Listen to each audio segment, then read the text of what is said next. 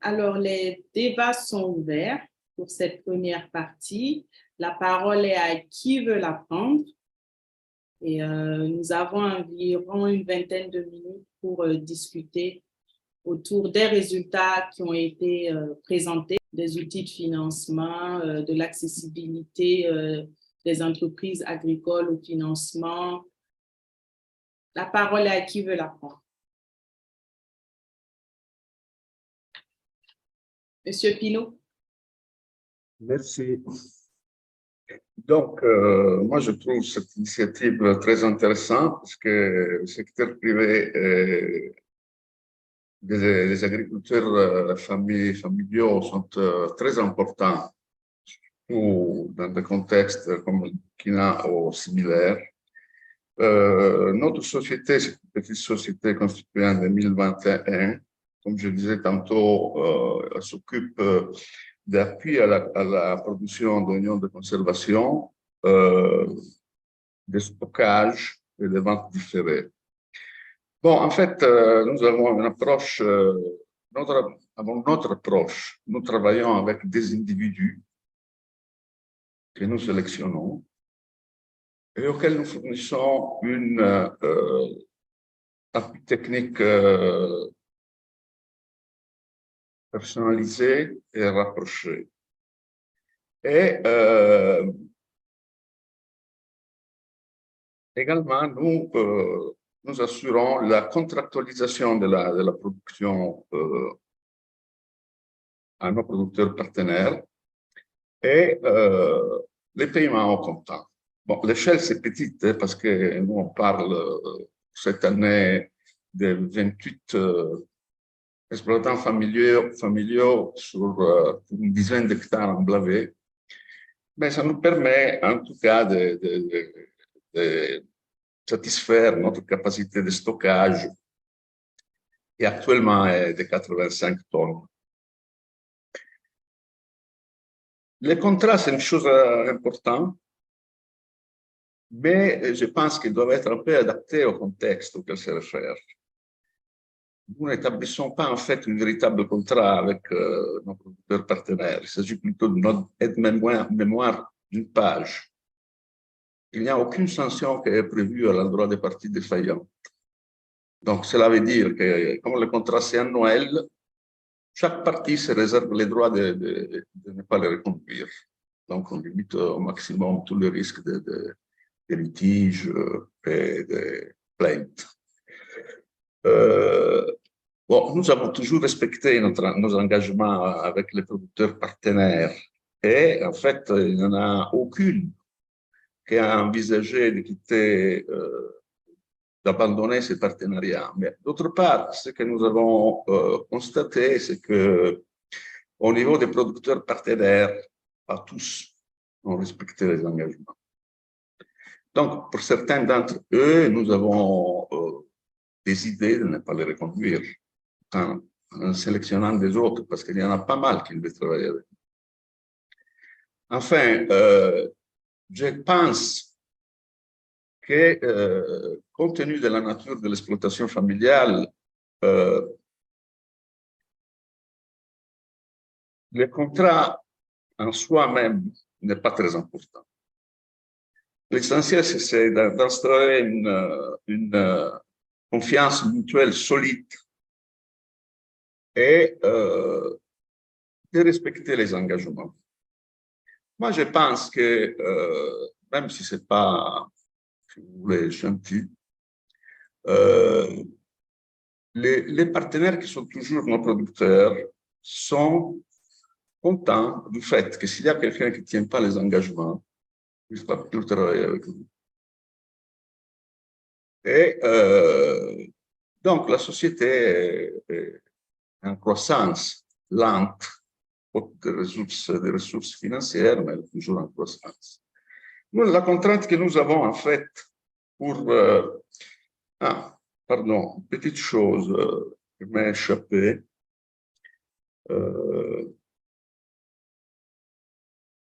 Bon, ça va me revenir. Nous avons une contrainte de financement. En fait, nous avons commencé en 2021, nous avons réalisé 3 magasins de stockage, dont une petite 5 tonnes de matériaux locaux et 2 en dur de 40 tonnes chacun. Nous avons investi de 2021 jusqu'à aujourd'hui, nous sommes environ 50 millions de francs CFA sur fonds propres. Bon, maintenant,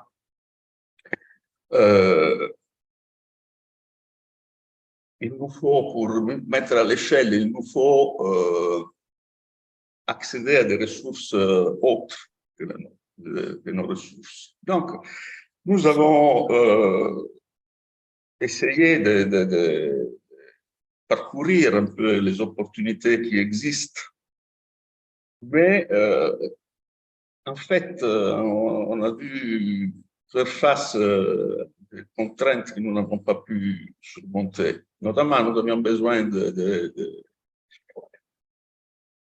crédits à moyen terme pour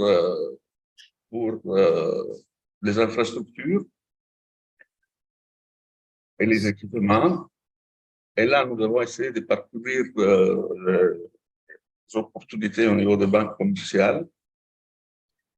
Mais bon, nos garanties ne sont pas suffisantes parce que la nature de l'activité est risquée. Nous faisons de la conservation, les choses peuvent se passer mal. Et d'autres, les taux d'intérêt proposés sont un peu élevés. Bon, au niveau des projets et programmes de développement,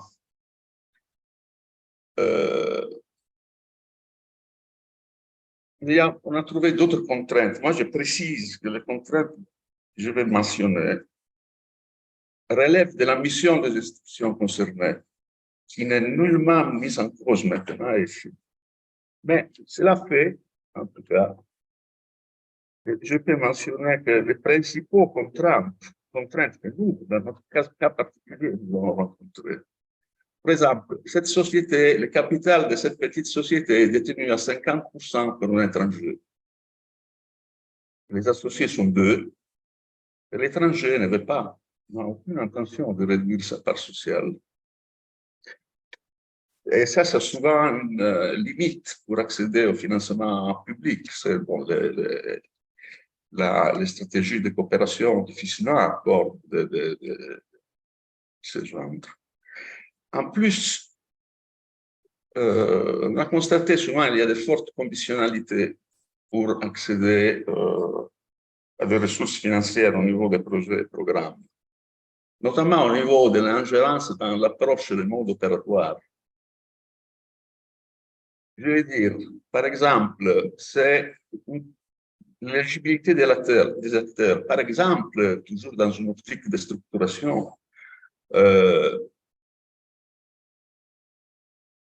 il faut travailler avec des organisations qui peuvent être des organisations paysannes ou bien des structures d'accompagnement externes, ou bien souvent il y a des conditionnalités qui relèvent du type de bénéficiaires, même au niveau des exploitations familiales. Je veux dire, c'est principalement adressé aux jeunes, c'est principalement adressé aux vulnérables. Monsieur Allô? Pino, au risque de vous interrompre, on va demander à ce que ce soit un peu plus bref. On aura les sessions les échanges de groupe pour discuter aussi plus amplement de l'agriculture contractuelle. D'accord, alors moi je m'arrête là. Peut-être que je vais approfondir lors du travail. Merci. Merci, Monsieur Pino. Je ne sais pas si quelqu'un d'autre veut prendre la parole autour des résultats de l'étude présentée et autour de l'intervention des activités de Proparco au Burkina Faso. Oui, Monsieur Siaka Sanon. Ah, Monsieur Jamen, en attendant. Mais Monsieur Siaka, c'était pour nous, ça va moi, hein, il peut y aller s'il est prêt, sinon je peux aller aussi, quoi. D'accord. OK. Monsieur Siaka? Non, non, OK. Donc, il n'y a pas de problème. Si vous voulez que je n'avais pas ouvert le micro, donc voilà, je disais que effectivement, moi, mon intervention, c'est pour rapidement présenter ce que je fais. Je pense qu'il va un peu en droite ligne avec l'étude que vous avez faite. Et puis aussi, Proparco aussi, les modèles que Proparco propose, parce que j'ai échangé aussi avec Proparco. Donc, je disais qu'AgroServe, c'est une unité de transformation de maïs. Et donc, nous sommes dans... nous transformons le maïs et nous avons des clients institutionnels comme des clients industriels aussi. Les clients industriels comme la Brakina, qui est un de nos plus gros clients, qui est le plus gros client en fait. Et donc, aussi les clients institutionnels comme le Programme alimentaire mondial, qui ont des exigences. Ces exigences nous ont amenés en tant qu'unité de transformation de maïs. Nous avons une capacité actuelle de 100 tonnes de maïs par jour, théoriquement, et autour de 80 en réalité. Donc, pour des questions de qualité de maïs, nous avons vu qu'il fallait qu'on se retourne vers les coopératives, vers les producteurs pour signer des contrats de telle sorte qu'on puisse, comment on appelle, présenter un cahier de charges qui nous permet d'avoir du maïs de qualité conforme. Le problème essentiel, c'est l'aflatoxine, qui est un problème qu'on peut régler, qu'on ne peut pas régler au niveau de l'usinage, mais qu'il faut aller vers les champs. Donc, ce qui nous a amené à rentrer dans cette agriculture contractuelle. Nous avons eu effectivement beaucoup d'appui. On a été appuyé d'abord par le DFID, en tout cas c'est un programme du gouvernement anglais, je ne sais pas comment on le prononce encore très bien. Donc, en tout cas, on a eu l'aide publique un programme qui s'appelait le WAFAM, West Africa Food Market. Nous avons bénéficié de ça. Ça nous a permis de faire du maïs sans aflatoxine et nos clients ont beaucoup apprécié. Donc, on a dit que le modèle était bon et depuis lors, on soumet, quand on voit des appels à projets, on soumet la problématique qui est autour du maïs, à savoir que notre maïs est contaminé globalement par l'aflatoxine et il faut sensibiliser les agriculteurs sur les bonnes pratiques agricoles, en retour acheter le maïs à un prix, le maïs sans aflatoxine à un prix intéressant. Donc, on a bénéficié aussi de l'appui du PCSA, on a bénéficié du pacte, on bénéficie présentement du pacte et on bénéficie aussi de l'appui du Trade Up, de USAID. Donc, tous ces appuis, l'essentiel, c'est en tout cas autour de la problématique, comment faire pour avoir du maïs sans aflatoxine. Mais la grosse difficulté que nous avons, puisque le modèle, c'est de recenser les agriculteurs, signer les contrats avec eux, les aider à avoir des crédits intrants, les former sur les bonnes pratiques agricoles et en retour acheter le maïs. Mais le grand problème que nous avons, c'est que les petits agriculteurs, donc les agriculteurs familiaux, là, ne respectent pas leur engagement. Donc, aujourd'hui, nous nous posons des questions si c'est un modèle qui marche. On a eu à discuter même avec Proparco. On les a dit qu'on s'inquiète sur ce modèle parce que les producteurs, moi, pour me résumer et pour ne pas monopoliser la parole, je vais dire qu'il y a le problème d'abord, c'est qu'on n'a pas de vraies coopératives à la base. Donc, les coopératives, ceux qui détiennent des coopératives, ils ont de la documentation, mais ce n'est pas des vraies coopératives, donc la base n'existe pas. Et en réalité, c'est des commerçants qui profitent, c'est des hommes d'affaires qui profitent comment on appelle, des subventions qui existent sur le marché, des aides, pour monter rapidement des dossiers et puis voilà, se faire avoir de l'argent. Donc, ça, c'est un problème. Donc, parce que l'appui à la base n'est pas réel et on n'arrive pas à avoir vraiment des vraies coopératives. Donc, je pense qu'il faut régler le problème des coopératives. Il faut arriver à ce qu'on ait des coopératives, les membres qui sont bien inscrits dans des coopératives et que les coopératives là puissent impacter réellement les membres de telle sorte que les membres aussi puissent respecter leur engagement. Donc, moi, je pense que c'est le grand souci. Et en plus du fait que les producteurs, bon, je pense que c'est ça qui fait déjà que les producteurs ne respectent pas les engagements. Et aujourd'hui, ce modèle ne marche pas en réalité. Donc, il faut trouver des solutions parce qu'en tout cas, à notre niveau, ça ne marche pas. Aujourd'hui, l'usine est presque arrêtée alors qu'il y a des besoins.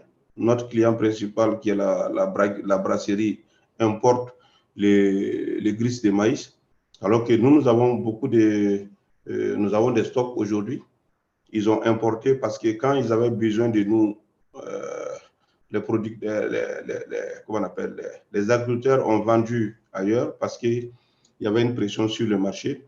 Et donc, aujourd'hui, les frontières sont fermées, on n'arrive plus à vendre, sortir le maïs. Les agriculteurs reviennent vers nous pour vouloir vendre le maïs, alors qu'entre-temps, la brasserie a importé de grandes quantités de produits qu'on n'arrivait pas à fournir. Donc, nous sommes chaque année, chaque 2 ans dans cette situation où nous, on ne respecte pas les agriculteurs ne respectent pas les engagements parce qu'il y a une demande forte sur le marché. L'année suivante, il n'y a pas de marché. Les agriculteurs reviennent nous voir et en ce moment, nous, on a perdu notre marché, ainsi de suite, ainsi de suite. Donc, voilà, pour ne pas monopoliser la parole, voilà ce que je peux dire. Je pense que ça va un peu en droite ligne de votre étude. Et je reste disponible s'il y a des questions par rapport à notre modèle. Merci. Merci, M. Sanon. Je ne sais pas si M. Djamel est toujours là. Non, je ne pense Oui. pas. Avant de laisser la parole à M. Ouedraogo Narcisse. OK. D'accord. Merci beaucoup. Je trouve que c'est une très bonne... c'est des échanges très intéressants. L'étude aussi est très intéressante. Ça touche à une grosse problématique. Mais aborder cette forme-là, j'avoue que c'est assez novateur, quoi. Maintenant, j'ai quelques remarques à faire, quelques remarques et commentaires, peut-être des questions aussi. La première, c'est que je trouve que vous avez commencé à présenter un peu le maillon, vous avez adopté l'approche système alimentaire, vous avez présenté le maillon production, commercialisation. Ça aurait été bien de présenter aussi les autres maillons, quoi, pour qu'on voit à quel niveau cela on en est aujourd'hui. Est-ce que c'est embryonnaire? Est-ce que ça fonctionne ou pas? Parce que souvent, les éléments qui peuvent tirer la filière se trouvent plutôt en aval et pas forcément en amont de la filière, quoi. Donc, c'est bien de voir aussi qu'est-ce qui est en aval. Également, la question de la demande, parce qu'une filière est organisée pour répondre à une demande, quoi. Je pense que c'est bien de voir quelle est la demande aujourd'hui qu'on a. Est-ce que c'est une demande qui est solvable pour parler purement en termes économiques?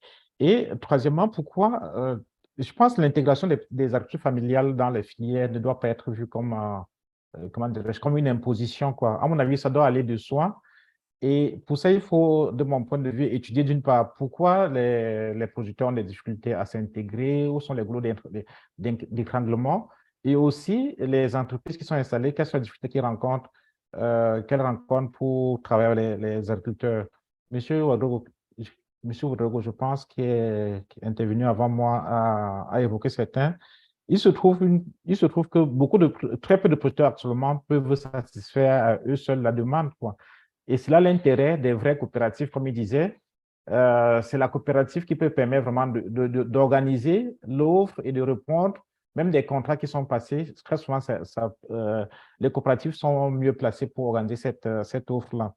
Et le rôle de la coopérative aussi est important parce que souvent, dans la rupture contractuelle, on se rend compte que le pouvoir de négociation compte pour beaucoup.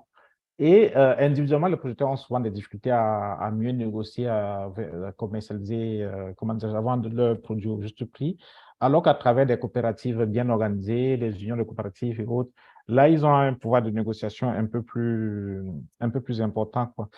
De mon point de vue, je pense qu'il y a un grand travail de professionnalisation et de structuration de la filière qu'il faut voir. Il y a une question d'écosystème même des entreprises qu'il faut voir. Quand on se rend compte que les systèmes des entreprises ils sont installés autour de Ouaga ou de Bobo, ce n'est pas gratuit, quoi. C'est parce que l'ensemble, l'essentiel de l'écosystème nécessaire au fonctionnement de ces entreprises-là sont l'ensemble de l'essentiel des services de l'écosystème donc sont situés autour des grandes villes.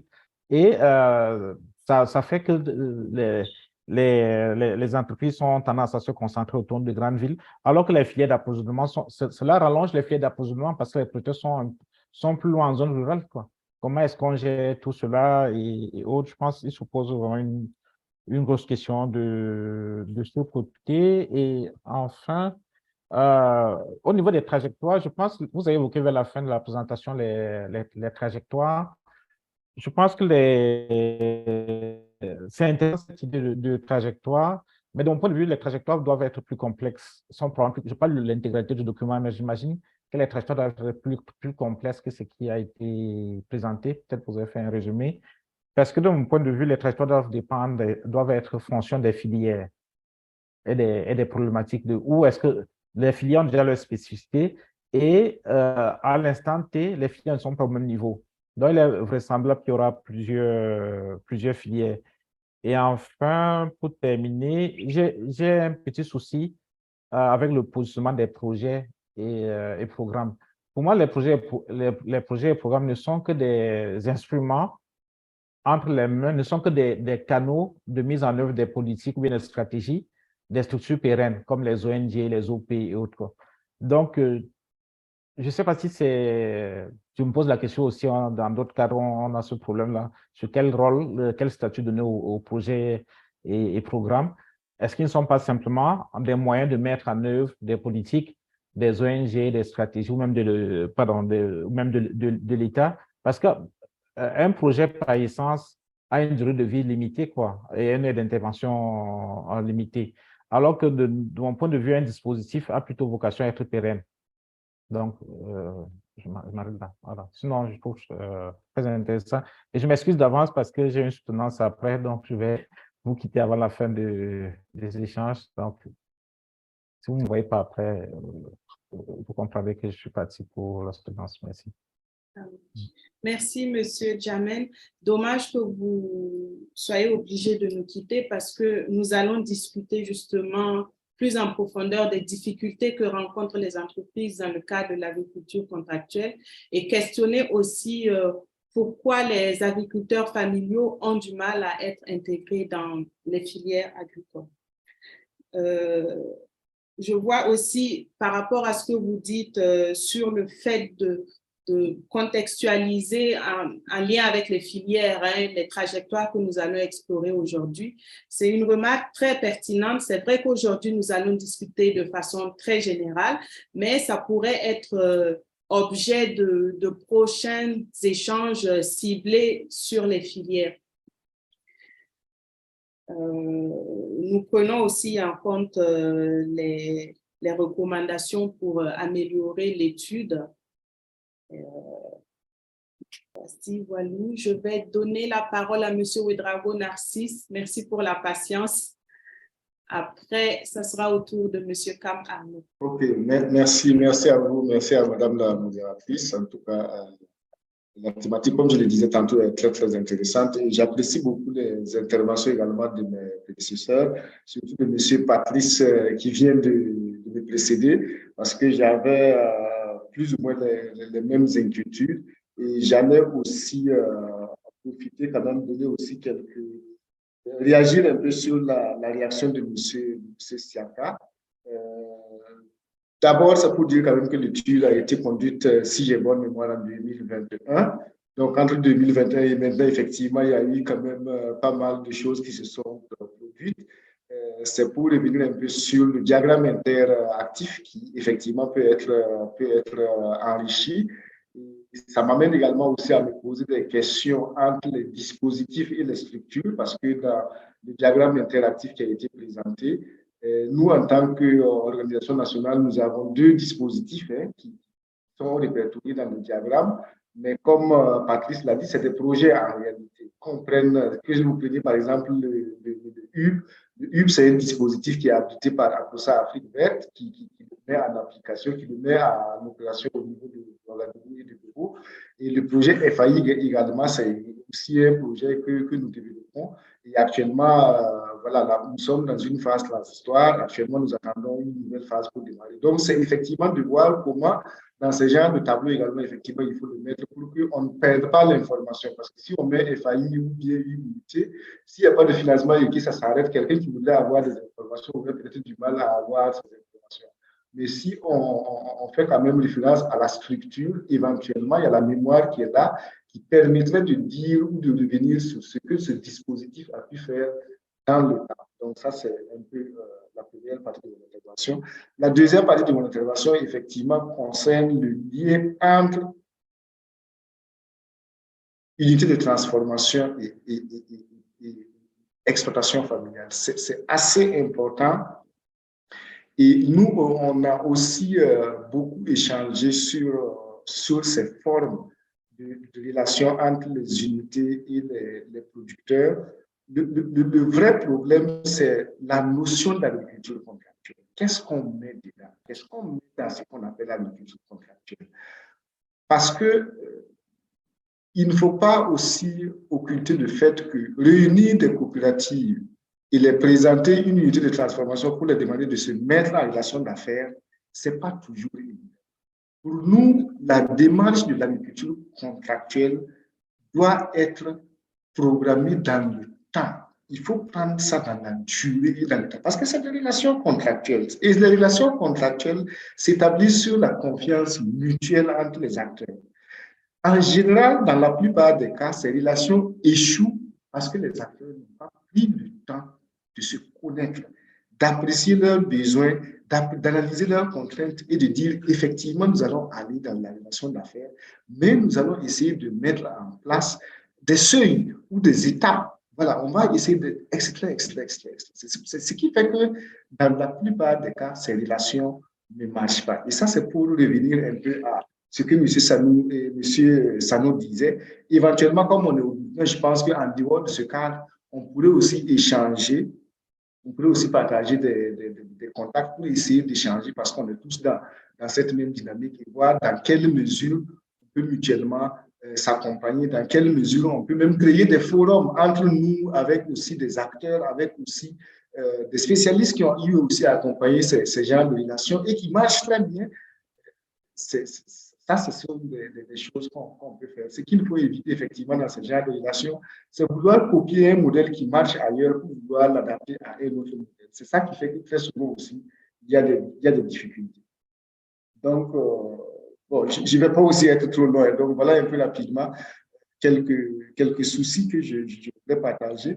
Mais j'insiste vraiment sur le fait que si ça ne marche pas, c'est lié un peu à la nature des relations. C'est lié un peu à la nature des relations. Et de façon globale, c'est la conclusion à laquelle nous sommes aboutis avec les autres acteurs pour dire que la contractualisation ou la relation entre les producteurs et les acheteurs, ça ne s'établit pas au bout de 6 mois, au bout d'une année, au bout de 2 ans. Non, il faut voir ça dans le temps et travailler à instaurer cette confiance. L'autre difficulté, c'est les coopératives, tout à fait, parce qu'effectivement, on connaît aussi comment nos organisations ont été mises en place. Donc, mais il y a toujours des possibilités d'aller pour une entreprise, par exemple, de travailler même à mettre en place ses propres organisations, ses propres réseaux, son propre réseau de producteurs, etc., etc. Donc, toutes ces formes-là existent. Encore faut-il mettre la démarche qui s'y est. Merci. Merci, Monsieur Ouedraogo.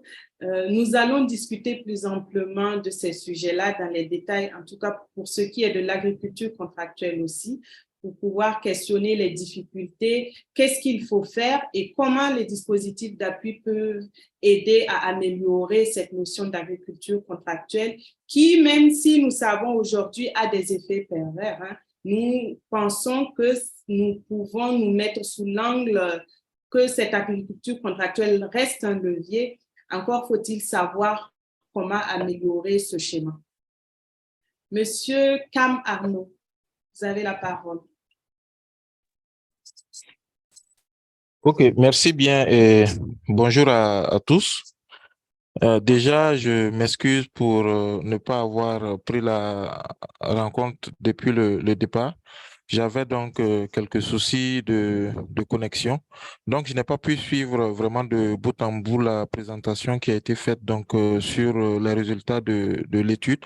Mais certainement, dans la discussion, on pourra revenir donc sur un certain nombre de points. Alors, je voulais juste peut-être poser une question à Monsieur Sanon, qui dans son intervention a terminé donc par dire que le modèle, en tout cas, qu'ils ont essayé de développer n'a pas fonctionné parce qu'ils se trouvent dans une situation malheureusement qui fait qu'ils n'arrivent même plus à fonctionner. Alors, dans son intervention, j'ai entendu donc deux approches, si je ne me trompe pas, ou si c'était la même approche aussi qu'il me corrige. Mais je voulais savoir, puisqu'ils disent qu'ils ont travaillé également avec le Pacte E, alors quels sont ces retours donc avec ce projet qui a été mis en place justement pour essayer donc de voir comment on peut promouvoir donc l'agriculture contractuelle, aussi bien au niveau donc des acteurs privés qu'au niveau des acteurs publics. Est-ce que l'expérience donc avec le Pacte E a permis donc de tirer un certain nombre de leçons ou a été plus ou moins concluante donc dans la contractualisation donc avec les coopératives? Parce que l'idée en fait qui est derrière le Pacte E, en fait l'agriculture contractuelle c'est une nouvelle approche, j'allais dire comme ça, qu'on essaie donc de promouvoir au regard donc des retours en termes non seulement de mieux organiser la commercialisation, mais également de pouvoir intéresser donc les acteurs privés donc au financement donc des activités de production.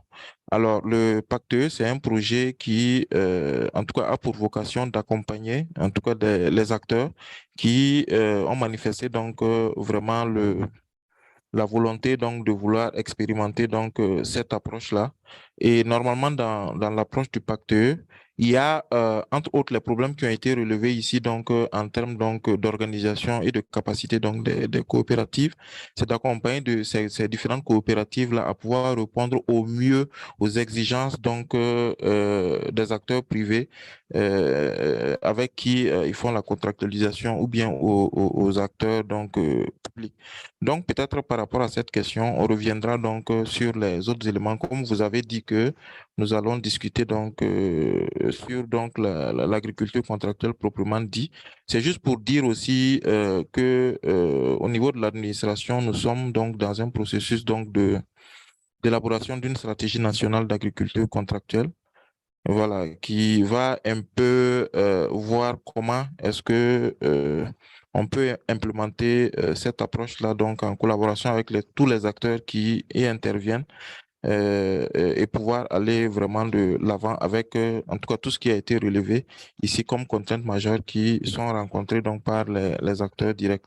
Donc je m'arrête là pour le moment, peut-être on pourra revenir donc pour des interventions plus précises. Merci. Merci, Monsieur Kam. Avant que Monsieur Sanon, s'il veut bien apporter une réponse à votre question, je vous prierai de vous présenter, Monsieur Kam, s'il vous plaît. Ok. Bon, je ne sais pas si la caméra va marcher parce que j'ai un problème de connexion. C'est tout bon. Ok. Donc, moi, c'est Cam Arnaud. Donc, je suis le directeur du développement des marchés des produits agricoles au niveau donc, de la Direction générale de la promotion de l'économie rurale, qui est donc une structure technique du ministère en charge de l'agriculture. Voilà. Merci, Merci. Monsieur Kam. Monsieur Sanon, voulez-vous apporter quelques éléments de réponse? OK. J'espère que je ne vais pas trop monopoliser la parole. Comme vous avez dit qu'il y a une partie de la session qui est réservée à ces questions sur l'agriculture contractuelle. Sinon, je peux rapidement dire qu'effectivement, c'est vrai, les pactes, il y a, je ne sais pas comment je vais expliquer, il y a comment on appelle ça? Les pactes soutiennent directement AgroServe parce que nous avons un projet, les pactes même en réalité, je pense que le modèle, c'est un co-investissement. Donc, nous sommes en train d'investir dans une nouvelle usine. Et les pactes, on a des objectifs, donc d'augmenter nos besoins, notre capacité de production Et les pactes profitent de ça aussi pour nous accompagner, pour qu'en amont, on puisse avoir de la bonne matière première. Donc, le pacte nous a soutenus directement dans la construction de l'usine. Donc, ça, je ne peux pas dire que là, ce n'est pas un succès parce que l'usine est en train... En tout cas, nous, l'argent que nous avons reçu, nous avons utilisé directement. Ça nous a permis voilà, d'acheter les équipements. Ça nous a permis, ça a contribué en tout cas à acheter une partie des équipements. Une contribution autour de 15%, je crois, sur quelques lots des équipements que nous sommes en train d'acheter. Donc là, c'est un succès. Donc, et je remercie les pactes pour ça. Maintenant, l'autre partie où je dis que ce n'est pas un succès, c'est la partie qui nous concerne présentement, c'est l'agriculture contractuelle. Comment arriver à recenser des producteurs pour pouvoir faire tourner l'usine. Donc, l'usine actuelle à Bruxelles qui est basée à Ouagadougou. Donc, nous sommes autour, avec tout ce que je vous ai dit en termes d'appui, nous sommes autour de 20% de notre matière première qui vient des coopératives. Et les 80% sont achetés avec les commerçants tout venant. Les maïs que nous achetons sur le marché, le taux de la contamination à l'aflatoxine est très élevé. Malgré les tests que nous faisons, on n'arrive pas à avoir des lots homogènes, des stocks homogènes. Et il y a souvent beaucoup de rejets, même si après nous, on a analysé un camion, on a trouvé que c'était conforme. À la fin, après la production, on se rend compte que les lots n'étaient pas conformes. Par contre, les lots qui sont fournis par les coopératives, c'est des lots homogènes, comme ils ont eu les bonnes pratiques agricoles, et ainsi de suite, depuis la sémence, puisqu'on intervient par des kits.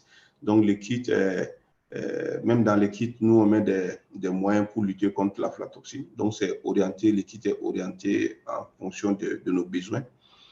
Et donc, du coup, on arrive à avoir du bon maïs. L'objectif aujourd'hui, c'était d'arriver à acheter tout notre maïs avec les coopératives et éliminer les intermédiaires, les commerçants collecteurs qui collectent du tout venant pour nous donner. Mais on n'arrive pas à le faire. Donc, c'est pour cela, globalement, j'ai dit que ça n'a pas marché.